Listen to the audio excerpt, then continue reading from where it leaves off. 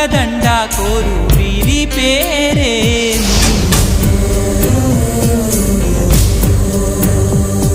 ఇది మనుషులు ఆడే ఆట అనుకుంటారే అంతా, ఆ దేవుడు ఆడే ఆట అని తెలిసేదెప్పుడంట.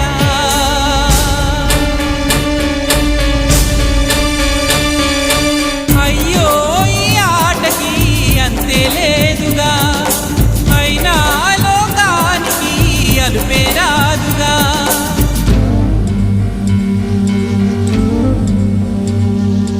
వీరి వీరి గుమ్మడి పండు వీరి పేరే.